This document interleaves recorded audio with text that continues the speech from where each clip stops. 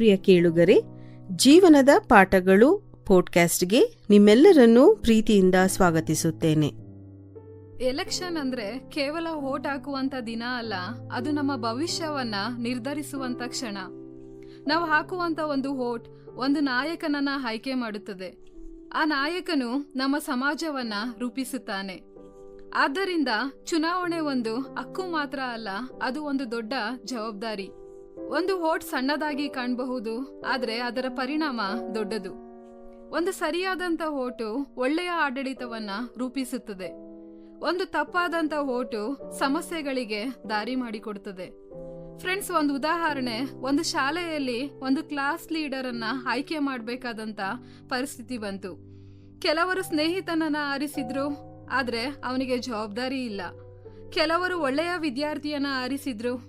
ಫಲಿತಾಂಶ ಏನಾಯ್ತು ಗೊತ್ತಾ? ತಪ್ಪು ನಾಯಕ ಬಂದ್ರೆ ಕ್ಲಾಸ್ನಲ್ಲಿ ಗೊಂದಲ ಉಂಟಾಗ್ತದೆ. ಸರಿಯಾದಂತ ನಾಯಕ ಬಂದ್ರೆ ಕ್ಲಾಸ್ನಲ್ಲಿ ಡಿಸಿಪ್ಲಿನ್ ಬರ್ತದೆ. ನಾವು ಯಾರನ್ನ ಆರಿಸ್ತೇವೋ ಅದೇ ನಮ್ಮ ಪರಿಸ್ಥಿತಿಯನ್ನ ನಿರ್ಧರಿಸ್ತದೆ. ಫ್ರೆಂಡ್ಸ್, ನಾವು ಹೇಗೆ ಆಯ್ಕೆ ಮಾಡಬೇಕು ಗೊತ್ತಾ? ಚುನಾವಣೆಯಲ್ಲಿ ನಾವು ಜಾಗರೂಕರಾಗಿರ್ಬೇಕು. ಮೊದಲನೇದಾಗಿ ವ್ಯಕ್ತಿತ್ವವನ್ನ ನೋಡಿ. ಆ ವ್ಯಕ್ತಿ ಪ್ರಾಮಾಣಿಕನ, ಅವನ ಜೀವನ ಸರಿಯಾಗಿದೆಯಾ ಎಂಬುದಾಗಿ. ಎರಡನೇದಾಗಿ ಸೇವಾ ಮನೋಭಾವ ನೋಡಿ. ಅವನು ಜನರಿಗಾಗಿ ಕೆಲಸ ಮಾಡುತ್ತಾನ ಅಥವಾ ತನ್ನ ಸ್ವಾರ್ಥಕ್ಕಾಗಿ ಕೆಲಸ ಮಾಡುತ್ತಾನ. ಮೂರನೇದಾಗಿ ಆತನ ಮಾತು ಮತ್ತು ಕಾರ್ಯವನ್ನ ಗಮನಿಸಿ. ಅವನು ಹೇಳಿದ್ದನ್ನ ಮಾಡಿದ್ದಾನ ಅಥವಾ ಕೇವಲ ವಾಗ್ದಾನ ಮಾಡುತ್ತಾನ. ನಾಲ್ಕನೆಯದಾಗಿ ಆತನ ಎಕ್ಸ್ಪೀರಿಯನ್ಸ್ ಅನ್ನ ನೋಡಿ. ಆ ವ್ಯಕ್ತಿಗೆ ಆಡಳಿತ ಅಥವಾ ಸೇವೆಯಲ್ಲಿ ಅನುಭವ ಇದೆಯಾ? ಹಿಂದಿನ ಕೆಲಸಗಳಲ್ಲಿ ಯಶಸ್ಸು ಕಂಡಿದ್ದಾನ? ಐದನೆಯದಾಗಿ ಶಿಕ್ಷಣ ಮತ್ತು ಅರಿವು ಇದೆಯಾ? ಸಮಾಜದ ಸಮಸ್ಯೆಗಳ ಬಗ್ಗೆ ಅರಿವು ಇದೆಯಾ? ಸರಿಯಾದಂತ ನಿರ್ಧಾರಗಳನ್ನ ತೆಗೆದುಕೊಳ್ಳುವಂತ ಸಾಮರ್ಥ್ಯ ಆ ವ್ಯಕ್ತಿಗೆ ಇದೆಯಾ?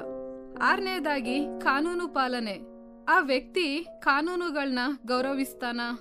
ಅವನ ಮೇಲೆ ಯಾವುದಾದ್ರೂ ಗಂಭೀರ ಆರೋಪಗಳಿದೆಯಾ? ಏಳನೇದಾಗಿ ಜನರ ಜೊತೆ ಸಂಪರ್ಕ. ಅವನು ಜನರ ಜೊತೆ ಇರುತ್ತಾನ? ಜನರ ಸಮಸ್ಯೆಗಳನ್ನ ಕೇಳುತ್ತಾನ? ಎಂಟನೆಯದಾಗಿ ಹೊಣೆಗಾರಿಕೆ. ತನ್ನ ಕೆಲಸಕ್ಕೆ ಹೊಣೆ ಹೊರುತ್ತಾನ? ತಪ್ಪಾದ್ರೆ ಒಪ್ಪಿಕೊಳ್ಳುತ್ತಾನ? ಒಂಬತ್ತನೆಯದಾಗಿ ಏಕತೆ ಮತ್ತು ಶಾಂತಿ. ಅವನು ಜನರನ್ನ ಒಂದಾಗಿಸುತ್ತಾನ ಅಥವಾ ವಿಭಜನೆ ಮಾಡುತ್ತಾನ? ಹತ್ತನೆಯದಾಗಿ ಭವಿಷ್ಯದ ದೃಷ್ಟಿ. ಸಮಾಜದ ಅಭಿವೃದ್ಧಿಗೆ ಸ್ಪಷ್ಟವಾದಂತ ಯೋಜನೆ ಇದೆಯಾ? ಯುವಕರು, ಮಹಿಳೆಯರು, ಬಡವರ ಬಗ್ಗೆ ಕಾಳಜಿ ಇದೆಯಾ? 11ನೆಯದಾಗಿ ನಿಷ್ಠೆ. ಒತ್ತಡ ಬಂದರೂ ಸತ್ಯದ ಕಡೆ ನಿಂತುಕೊಳ್ಳುತ್ತಾನ ಅಥವಾ ಲಾಭಕ್ಕಾಗಿ ಮೌಲ್ಯಗಳನ್ನ ಬಿಟ್ಟು ಬಿಡುತ್ತಾನ? ಫ್ರೆಂಡ್ಸ್, ಒಂದು ಊರಲ್ಲಿ ಒಂದು ಎಲೆಕ್ಷನ್ ನಡೀತಾ ಇತ್ತು. ಒಬ್ಬ ಅಭ್ಯರ್ಥಿ ಜನರಿಗೆ ಹಣ ಹಂಚುತ್ತಾ ಇದ್ದ. ನನಗೆ ಮತ ಹಾಕಿ ಅಂತ ಹೇಳ್ತಾ ಇದ್ದ. ಮತ್ತೊಬ್ಬ ಅಭ್ಯರ್ಥಿ ಶಾಂತವಾಗಿ ಸೇವೆ ಮಾಡ್ತಾ ಇದ್ದ ಮತ್ತೆ ಜನರಿಗೆ ಸಹಾಯ ಮಾಡ್ತಾ ಇದ್ದ. ಬಹಳ ಜನರು ಹಣದ ಆಸೆಗೆ ಮೊದಲ ಅಭ್ಯರ್ಥಿಗೆ ಮತ ಹಾಕಿದ್ರು. ಅವನ್ ಗೆದ್ದ ನಂತರ ಅವನ್ ಜನರ ಕಡೆ ನೋಡ್ಲೇ ಇಲ್ಲ. ತನ್ನ ಹಣವನ್ನ ವಾಪಸ್ ಪಡೆಯೋದಕ್ಕೋಸ್ಕರ ಭ್ರಷ್ಟಾಚಾರ ಮಾಡೋದಕ್ಕೆ ಪ್ರಾರಂಭ ಮಾಡ್ದ. ಆಮೇಲೆ ಜನರು ಅಳ್ತಾ ಹೇಳಿದ್ರು, ನಾವು ನಮ್ಮ ಮತವನ್ನ ಮಾರಿಕೊಂಡಿದ್ದೇವೆ, ಈಗ ನಮ್ಮ ಭವಿಷ್ಯವನ್ನ ಕಳೆದುಕೊಂಡಿದ್ದೇವೆ. ಹಾಗಾಗಿ ತಪ್ಪು ಆಯ್ಕೆ ಸಮಾಜಕ್ಕೆ ನೋವನ್ನ ತರುತ್ತದೆ. ಫ್ರೆಂಡ್ಸ್, ಒಳ್ಳೆಯ ಸಮಾಜಕ್ಕೆ ಜಾಗೃತಿ ಅಗತ್ಯ. ಯೋಚಿಸಿ ಮತ ಹಾಕ್ಬೇಕು, ಪ್ರಶ್ನಿಸಿ ಮತ ಹಾಕ್ಬೇಕು, ಸತ್ಯ ತಿಳಿದು ಮತ ಹಾಕ್ಬೇಕು. ಒಂದು ಉದಾಹರಣೆ, ಒಬ್ಬ ಡ್ರೈವರ್ ಕಣ್ಮುಚ್ಕೊಂಡು ವಾಹನ ಚಲಾಯಿಸಿದ್ರೆ ಏನಾಗ್ತದೆ ಗೊತ್ತಾ? ಆಕ್ಸಿಡೆಂಟ್ ಆಗ್ತದೆ. ಅದೇ ರೀತಿ ನಾವು ಯೋಚಿಸದೆ ಮತ ಹಾಕಿದ್ರೆ ಸಮಾಜಕ್ಕೆ ಅಪಾಯ ಉಂಟಾಗ್ತದೆ. ಫ್ರೆಂಡ್ಸ್, ಎಲೆಕ್ಷನ್ ನಲ್ಲಿ ನಮ್ಮ ಜವಾಬ್ದಾರಿ ಏನಾಗಿರ್ಬೇಕು ಗೊತ್ತಾ? ಮತ ಹಾಕುವಂತದ್ದು ನಮ್ಮ ಕರ್ತವ್ಯ. ಸರಿಯಾದಂತ ವ್ಯಕ್ತಿಯನ್ನ ಆರಿಸುವಂತದ್ದು ನಮ್ಮ ಜವಾಬ್ದಾರಿ ಕೂಡ. ಮತ್ತೆ ನಾವು ಹೇಳ್ಬಾರ್ದು ಯಾರೇ ಬಂದ್ರು ಒಂದೇ ಎಂಬುದಾಗಿ. ಯಾಕಂದ್ರೆ ಇದು ತಪ್ಪು ಮನೋಭಾವ. ಪ್ರತಿ ಆಯ್ಕೆ ಮಹತ್ವದಾಗಿದೆ. ಬೈಬಲ್ ಕೂಡ ಹೀಗೆ ಹೇಳುತ್ತದೆ. ಜ್ಞಾನೋಕ್ತಿಗಳು 29ನೇ ಅಧ್ಯಾಯ 2ನೇ ವಚನ, ನೀತಿವಂತರು ಅಧಿಕಾರದಲ್ಲಿದ್ದಾಗ ಜನರು ಸಂತೋಷ ಪಡುತ್ತಾರೆ, ದುಷ್ಟನು ಆಳಿದಾಗ ಜನರು ಅಳುತ್ತಾರೆ. ಈ ವಾಕ್ಯ ನಮ್ಗೆ ಏನನ್ನ ಹೇಳ್ತದೆ ಅಂತ ಹೇಳಿದ್ರೆ, ನಾವು ಆರಿಸುವಂತ ನಾಯಕರು ನಮ್ಮ ಸಮಾಜದ ಸಂತೋಷಕ್ಕೂ ನೋವಿಗೂ ಕಾರಣರಾಗುತ್ತಾರೆ ಎಂಬುದಾಗಿ.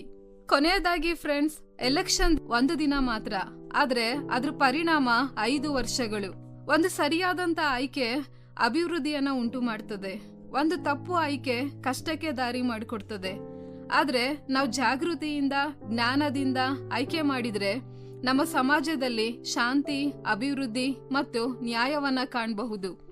ಆದ್ದರಿಂದ ಇಂದು ನಾವು ತೀರ್ಮಾನ ಮಾಡೋಣ, ನಾನು ನನ್ನ ಮತವನ್ನ ಮಾರೋದಿಲ್ಲ. ನಾನು ಯೋಚಿಸಿ ಮತ ಹಾಕುತ್ತೇನೆ. ನಾನು ಒಳ್ಳೆಯ ನಾಯಕರನ್ನ ಆರಿಸುತ್ತೇನೆ. ನಾನು ಜವಾಬ್ದಾರಿಯುತ ನಾಗರಿಕನಾಗಿರುತ್ತೇನೆ. ಫ್ರೆಂಡ್ಸ್, ಬದಲಾವಣೆ ಯಾರಿಂದಲೂ ಪ್ರಾರಂಭ ಆಗೋದಿಲ್ಲ.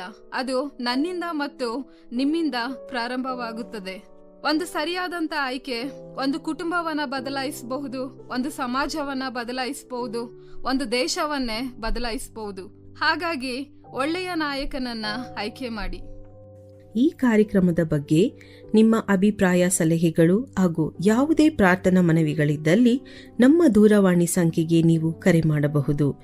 ನಮ್ಮ ದೂರವಾಣಿ ಸಂಖ್ಯೆ 996026065453. ನಿಮ್ಮ ಅಭಿಪ್ರಾಯಗಳನ್ನು ಇಮೇಲ್ ಮೂಲಕವೂ ನಮಗೆ ತಿಳಿಸಬಹುದು. ನಮ್ಮ ಇಮೇಲ್ ID info@fibaonline.org. ವಂದನೆಗಳು.